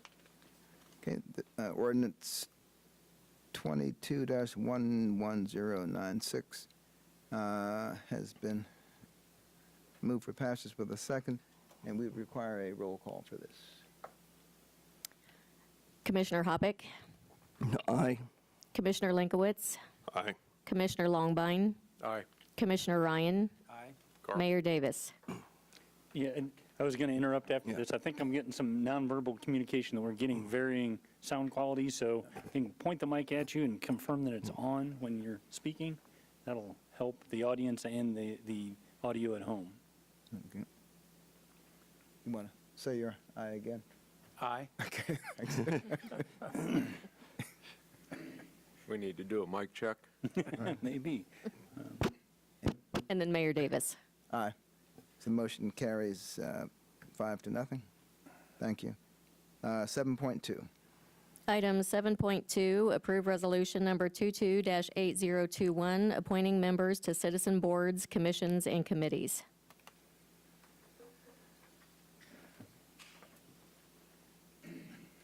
So used to someone come up here and speaking, but I guess it has you as the speaker, but I will take over for you. That'd be Okay. We've gone through our selection process for citizen appointments to various boards, and I do understand that, Last page. thank you. Took me a while to find it. Last night it is, there we go. I would, and it's not that long, just like to read them. Board of Zoning Appeals, Justin Owens until 2025. The Convention and Tourism, Mike Robin and Jason Elliott. Law Enforcement Citizen Review Board, Tina Barringer. Planning Commission, Chad Farber. Salina Airport Authority, Stephanie Klingzel Carlin. Salina Community Economic Development Organization, Brian Richardson and Tom Dill. Solid Waste Management Committee, Heidi Black, and Tree Advisory Committee, Brenna Riley. Any comments, questions? I do have a comment to read, whether we want to take public comment first, or I can do that. I'd like to make a comment before we vote. Your, at your Okay. preference. Thank you. I did have a quick statement I wanted to read. Mayor Davis, I do believe that it's your prerogative to appoint whom you see fit to any citizen board, commission, or committee. As a courtesy to you, I want to let you know why I will be voting as a nay to resolution number 22-8021. From a philosophical standpoint, I cannot support your nomination for the Planning Commission. The Planning Commission is one that must abide by the ordinances enacted by the City of Salina and state statutes that affect the development of real estate. My decision is not about political views, but strictly about upholding the laws one is asked to adhere to. One cannot ask this governing body to implement an ordinance that may be unconstitutional while asking another governing body to remove books from a library because some obscene passages might fall under Kansas statutes that prohibit such. This, to me, is a hypocrisy that does not speak well for one who is being asked to serve on the Planning Commission. Thank you. Any other questions, comments? Any public comment? And I'd like to ask the city attorney, would this be a reason to break out appointments or still just vote en bloc?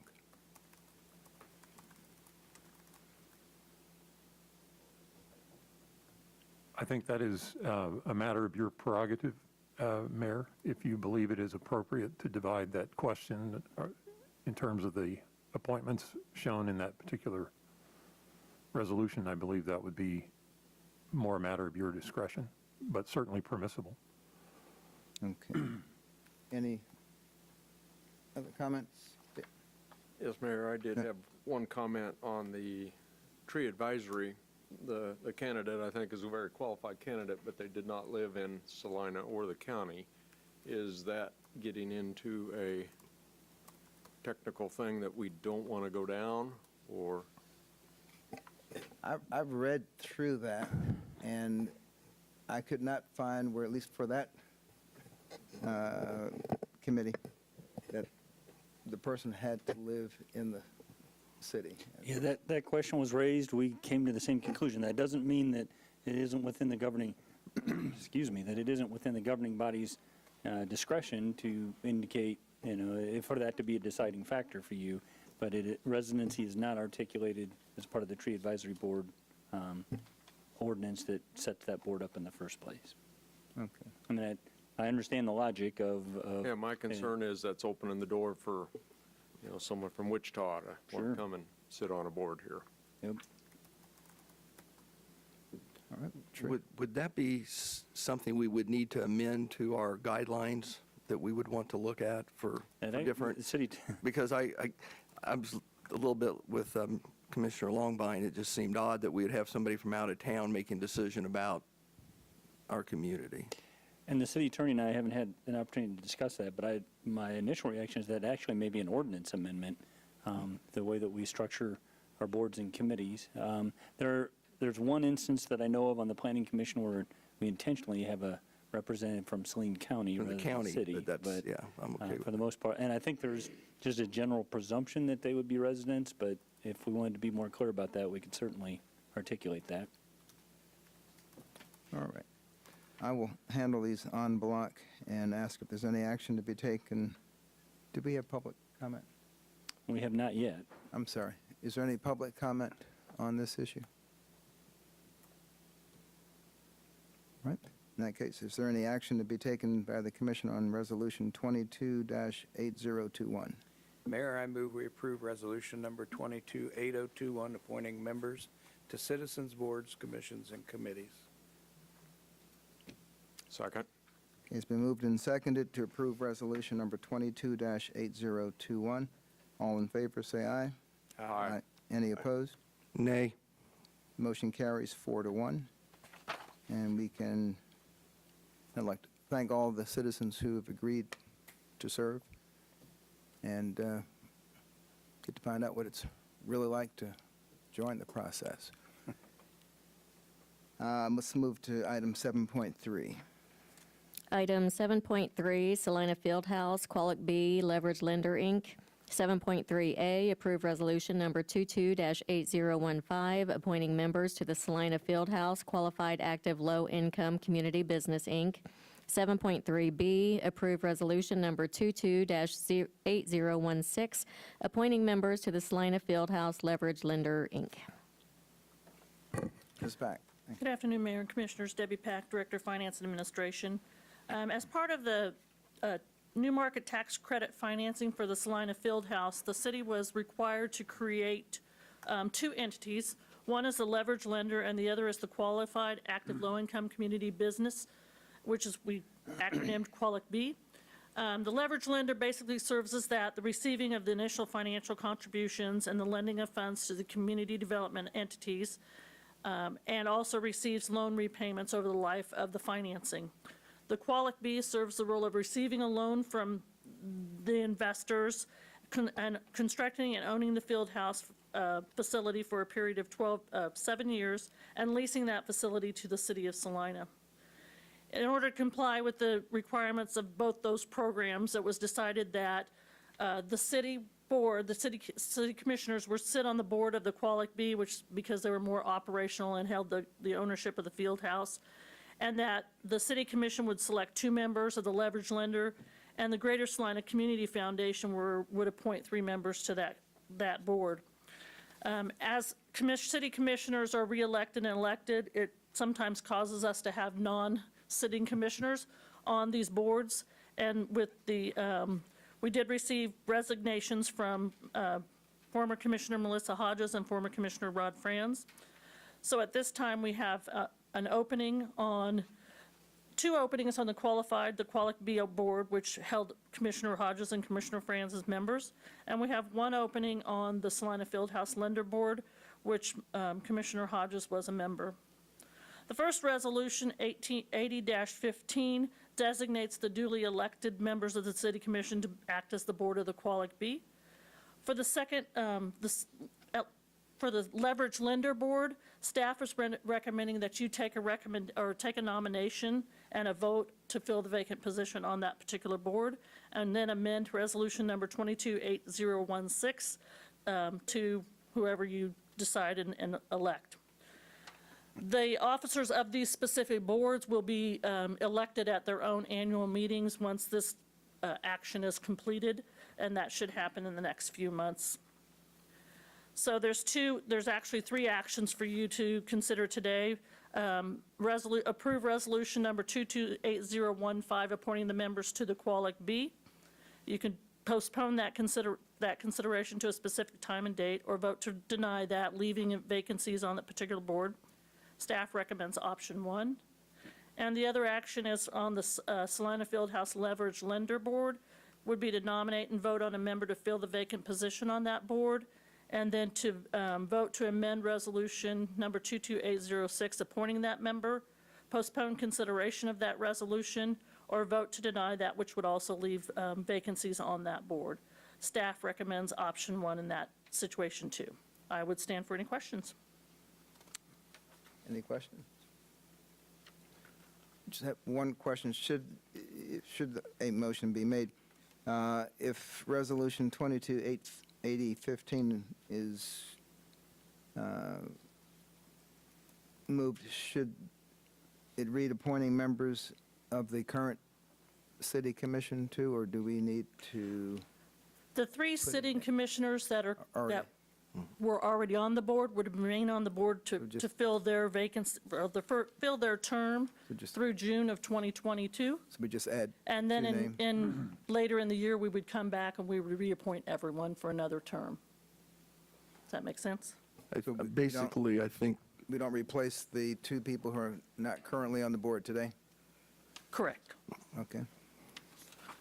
So currently, Commissioner Hoppick, Commissioner Davis, and Commissioner Ryan are all currently on the Qualic B board until June of 2022.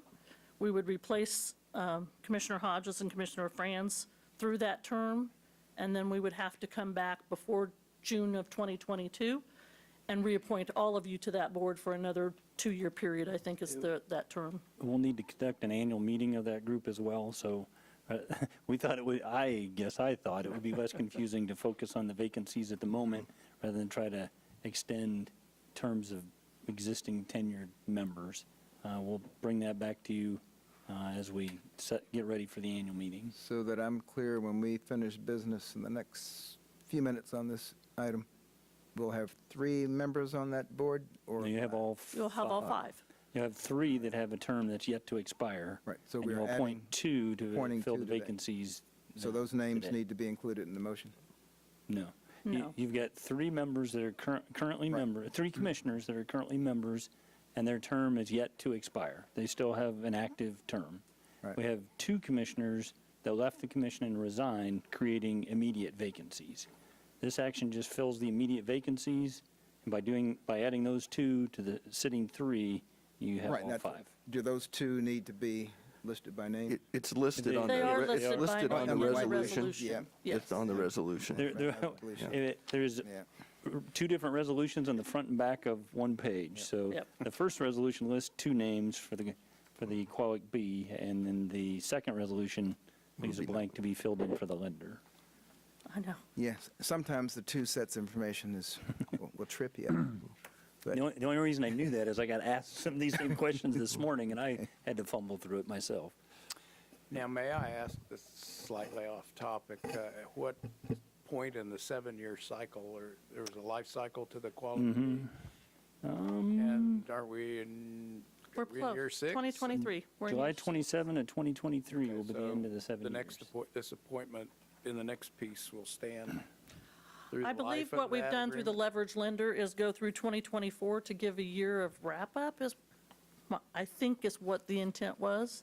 But if you look at the terms of the lender, leverage lender board members, which are the same project years, is 2024. So I would anticipate when we reappoint in June of 2022, we would go a 2-year period, just to make sure we get through all the closeout of that new market tax credit project. You may recall that there's a sale transaction that happens to transfer the title back to the city, and that'll happen after that 7-year has run. Right. I don't know about anyone else, but I I'm find it wondering if I'll still be on this board or not Yeah. when that transaction happens. And just to be clear, the premise is sale at a nominal price, $1, not net market value. kind of amazing and scary at the same time that 6 of those 7 years have gone by already. I know. Yeah, talking about a fast 6 years. All righty. Any discussion from the 4 of you who are obviously less confused about this than I was? Public? All right. Any comments or questions from the public? All right, bring it, and this is just for 7.3A. Mayor Davis, I move we approve resolution number 22-8015, appointing members to the Salina Fieldhouse Qualified Active Low-Income Community Business, Inc. Second? It's been moved and seconded to approve Resolution 22-8015. All in favor, say aye. Aye. Any opposed? Motion carries 5-0. And any action on 7.2? Mayor, I'd like to nominate Mayor Trent Davis to fill the vacant position on the Leverage Lender Board. Second. Is that correct? Yes. He's not already on it, is he? No, That's correct. that is correct. Well, if it hadn't been a violation of open meetings, I'd say we should have discussed this first, but. So if I may kind of recharacterize, I would suggest that's an amendment to the draft resolution to strike "to be determined" and replace it with Mayor Trent Davis. After they vote. After we On the vote, we have to nomination. vote on the nomination. No, I'm recharacterizing your nomination as, we're not really up for a nomination. You need to amend the resolution to strike "to be determined" and insert Mayor Trent Davis, and that'll have the effect of nominating the mayor. All right, that is my motion. Second. Okay, so that is a motion to amend the resolution. Appointing me, the mayor, Morning, Mayor. to the Board of Directors of the Salina Fieldhouse Lender. All in favor, say aye. Aye. Any opposed? That amendment carries 5-0, and now we're back to the main. We had a motion, main motion. Yeah, now you'll need a motion to approve the resolution itself as amended. Okay, so we do need a motion to approve the motion as. Mayor, I move we approve resolution, the amended resolution number 228016. I'll second it. Right, moved and seconded, sorry, to approve the amended resolution 22-8016. All in favor, say aye. Aye. Any opposed? Motion carries 5-0. Thank you. 7.4. Item 7.4, approve resolution number 22-8018, authorizing the purchase and installation of a prefabricated metal building in the General Services compound to house automated sanitation packer trucks. Good Hello afternoon, again. Mayor and Commissioners. Debbie Pack, Finance Director again. This item is a capital improvement authorization for financing. I wanted to just take a moment for your benefit and for the benefit of the public to kind of give you an overview of how projects run through, because they do have a certain flow of how they have to get through the City Commission in order for us to get to a final product. For the capital improvement program, departments recommend projects that they deem necessary over a 5-year period. The city manager then makes a recommendation to City Commission at a study session, and a 5-year capital improvement plan is approved and adopted by the City Commission, which happened on February 7th, 2022, including this project. Once that happens, then we have to come before the City Commission if we intend to finance the project using debt financing to get the authorization for the usage of that financing. And that's the step at which we are today for these two following projects. Once we get the authorization, that does give us authorization then to go out and actually temporary note, which is kind of interim financing until the project's complete. That action will come back to City Commission for approval to actually issue those temporary notes. We then, we would come back with an award to contract for that once we have the financing in place. Once the contract is complete and the project is complete, then we would go out for final permanent financing, which comes usually typically a year later or after that project is complete. But I just wanted to give you that kind of set schedule of how that is. So theoretically, until we award a contract, which was step number 6, at any point, we could decide not to do this project. So that I just want to make sure that you know that that's your options today. This particular project was added to the 2022 through 2026 capital improvement program under the amendment on February 7th, 2022. This building will provide security, heaters for the trucks, and dedicated maintenance space for the automated trucks. It's intended to cost about $375,000, which eventually will be financed through general obligation bonds and repaid through sanitation fees. So your options on this particular resolution is to adopt the resolution authorizing the use of debt financing theoretically for $375,000, to amend that that resolution as you deem appropriate, to postpone the consideration to a specific time and date, or not approve the resolution, which then we would have to have direction on how to finance this particular project or not to go forward at all. Staff would recommend option 1. All right, any questions for Ms. Pack? Where the truck's currently housed? I think they're, I know Jim's here, but I believe they're parked down there at the general services, but they're not covered. But Okay. I'll let him answer that question specifically.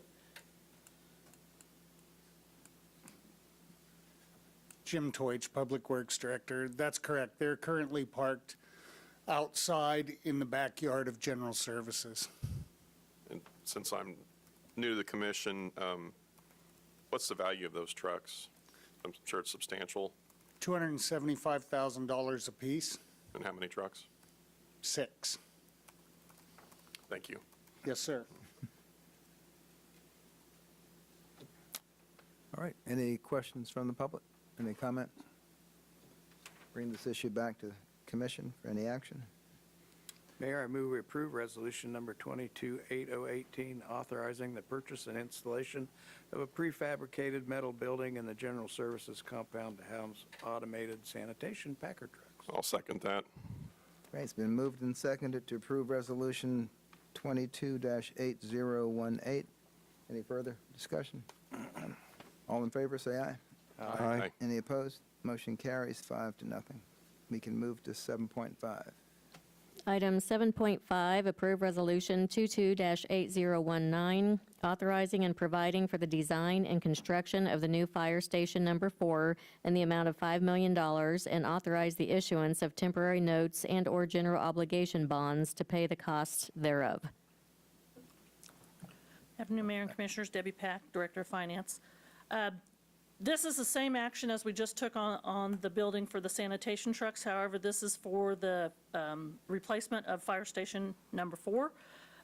In the 2022-2026 capital improvement program, we included $500,000 in the 2022 budget for design, and then $4.5 million in the 2023 budget for construction of the new fire station. Again, the options are the same, is to adopt the resolution as stated, to amend the resolution as you would deem appropriate, postpone the resolution, or not to adopt the resolution and direct staff to take alternative action. Staff again recommends option number 1. Thank you. Any questions? My only comment is, I know we've had an opportunity to tour Station Number 4. I know I did. I can remember both. If I think it would be advantageous if someone would take Commissioner Linkowitz and Longbine through that station to see what it's like, and mainly the downtown or the downstairs living quarters. It's eye-opening. I think it'd be beneficial if both of you would have a chance to do that. So. That is a good idea. We're trying to put together a driving tour of the community, but I think that location deserves more than a drive-by, and we're already having trouble getting all of our destinations in a day's trip. But I'd be happy to, together or individually, set up a opportunity for you to take a look at the inside of existing Fire Station Number 4. It kind of tells the rest of the story about why we haven't pursued expanding it. We've looked at another location. And you might take them through, what's the fire station out on Belmont? Is that 5? 3. 3, because I think the new one time we talked about was going to be similar, so you could even get an idea of the difference between a newer fire station and that one might be helpful also. So I would be happy to stop by Okay. if you want to arrange that. Sure. I'll reach out to both of you to do that. All right. Any comments or questions from the public? Go ahead. I did have one comment, Mayor. I felt this was kind of, I think there's a lot of things going on with the fire department I'd like to see resolved. And I kind of was hoping this would be delayed until that, as such, was in a good place. But I can see that getting the groundwork going to get started on the project, I have no qualms that the station is outdated and in need of replacement, so. Thank you. All right. Any action to be taken on Resolution 22-8019?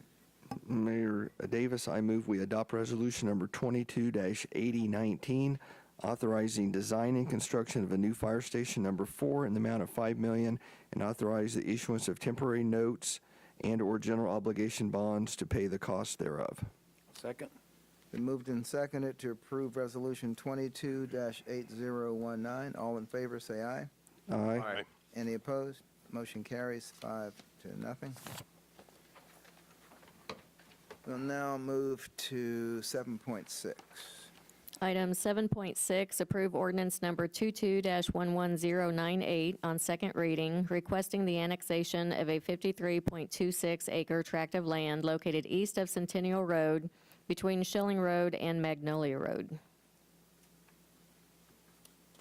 All right, this was approved on first reading on February the 7th. There've been no comments received, as I understand it.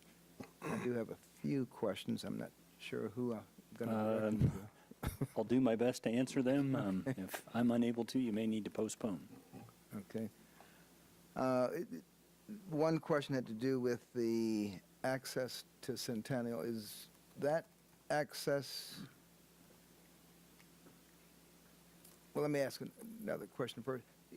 Is the decision on annexation to be tied to the potential use of the land, or not necessarily? And not necessarily. We'll still have to sort out plating, access, easements, those type of issues as we go through the plating process. Okay, and is that access from Centennial to be deeded over to or sold to this development so that it's their land, their access, or is their road going to go through someone Well, else's property? presumably, Because it would get it's a dedicated landlocked as a- it's a landlocked parcel of, Presumably, it would get dedicated as a right-of-way to facilitate a public street. Mr. Hobby. Commissioner, thank you. Gary Hobby happens to be the project manager of this new Aeroplane subdivision. And yes, that land will be dedicated to the city in the plating process. It will not be dedicated to Aeroplanes and the ownership. It will be platted to the city itself to make an easement for an access in and out, a driveway in and out of the subdivision. And that land is ours now? No. No, It belongs to someone else? Okay. I don't want to interrupt Mr. Hobby, Mayor, but I can speak to that as well from the Airport Authority standpoint. Correct. That's right, Airport Authority, that's right, yeah. But the Airport Board of Directors, the Airport Authority Board of Directors has looked at that, and the request was that between preliminary and final plating, that the boundary of the plat be expanded to include that area so that it could be completed, as Mr. Hobby described, as a dedication on the plat. Okay. And one other question would be the secondary access road. Seems like every 18 months we have discussion on secondary access for fire trucks. There is no other way in or out of this property without a secondary road up, and there's talk about future connectivity. Correct. But that is very much in the future. Does the fire marshal has reviewed this, and There's a recognition that that's an issue that'll need to be addressed at plating, but and the second entrance will be needed, but the plat is not prepared, finalized, up for It's being discussed ratification. today. It's Right. purely annexation at this point, and then proceeding with plating from that point forward. Okay. I can also expand on that a little bit. There will be an emergency access across Foxborough subdivision into this subdivision just for fire department use only. Okay. Similar to what we have in several other subdivisions in the community, will be chained off, and the fire department will have only access to it. But the entrance and exits from that, the dike area, if you want to call it that, from Foxborough, will be substantially improved to carry at least an 80,000-pound truck as required by the fire department. All right. And not to cast doubt or overcomplicate it, that's the proposed plat that will ultimately then have to go through the process. Right. Now, if that plat ran into trouble, then this would still be land that's just accessed into the city? Yes, it'd be annexed into the city and subject to rezoning, plating approvals. Okay. Thank you. Thank you. And taxation. And taxation, right. All right, any other comments, questions from the public? Bring it back to the commission for action. Mayor Davis, I move we approve ordinance number 22-11098 on second reading. Second? Been moved and seconded to approve ordinance 22-11098. Have roll call, please. Commissioner Hoppick, Aye. Commissioner Linkowitz, Aye. Commissioner Longbine, Aye. Commissioner Ryan, Aye. Mayor Davis. Aye. Motion carries 5-0. Move to item 7.7. Item 7.7, approve ordinance number 22-11099 on second reading, exempting certain property in the city of Salina, Kansas from ad valorem taxation for economic development purposes. Okay, this item was also passed on first reading on February 7th, 2022. There've been no comments received, and have there been any adjustments? Well, I did notice one clarification. The fiscal note says there'd be no fiscal impact on the city of Salina, but this is a property tax exemption. It would carry with it the corresponding fiscal Shouldn't be there. impact. Okay. No cost, just lost of revenue. Yes, foregone revenue. Right, any comments, questions? Any comments or questions from the public? All right. Any action to be taken? Mayor Davis, I move we approve ordinance number 22-11099 on second reading. Second? Been moved and seconded to approve ordinance 22-11099 on second reading. Roll call, please. Commissioner Hoppick, Aye. Commissioner Linkowitz, Aye. Commissioner Longbine, Aye. Commissioner Ryan, Aye. Mayor Davis. Aye. That motion carries 5-0. Any other business? Okay, I would just, this will be real short. If we could get an update from the progress of the Law Enforcement Advisory Board. Yes, actually, we've scheduled that for a study session presentation, and it keeps getting bumped by other topics, but it's in the near future on our agenda planner. All right. Thank you. Entertain a motion to adjourn. So moved. Second. See, nobody wanted to go home. Moved and seconded to adjourn. All in favor? Aye. Aye. Aye. Aye. All right, unanimous. See you not next week, but the 28th. Correct, correct, yeah, Next week is President's Day. right.